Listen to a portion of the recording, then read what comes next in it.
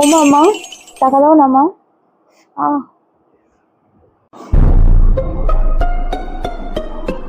কিসের টাকা? আর যাচ্ছিস তো তুই কই রেডি হয়ে? হুম। আরে শোনো না, মানে বাজি কিনবো তো তো তাই জন্য টাকা চাইছিলাম। কি? হ্যাঁ মানে বেশি না, ওই ধরো 1000 টাকা মতো দাও, তাহলেই হবে।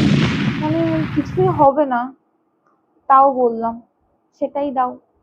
শোন, 1 পয়সাও তোকে আমি দেবো না। 1000 টাকা এটা তো অনেক দূরের কথা। কেন গো এরকম করছো তুমি? দাও না মা প্লিজ। তুই জানিস না রে মা, তোর বাবা মানুষটা কত কষ্ট করে, মাথার ঘাম পায়ে ফেলে দুটো টাকা রোজগার করে, তুই কি না বলছিস সে টাকাগুলোকে পুড়িয়ে দিবি? ছি ছি ছি ছি, ছি। দাঁড়াও দাঁড়াও দাঁড়াও, আমি টাকা পুড়িয়ে দেবো?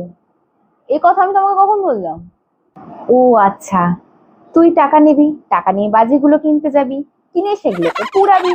ব্যাপারটা তো একই হলো, তাই না? একটা বাজি কিনে দেবে, তার জন্য কিরকম করছো গো? ভালো লাগে না তো।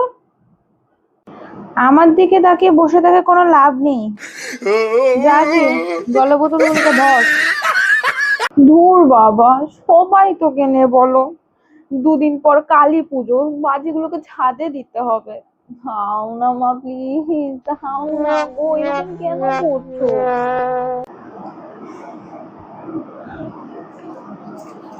এনে ধর, জাগিয়ে কিনে আন। আর হ্যাঁ শোন, পুরো টাকা যেন খরচা না হয়, টাকা যেন ফেরত আসে, বলে রাখলাম। মা, টাকাটা তুমিই রাখো, আমি কিনবো না বাজি। আমি তো তোকে সেটা আগেই বলেছিলাম, তুই শুধু শুধু সময়টা নষ্ট করবি। যা গিয়ে বা জলের বোতলগুলোকে ধর।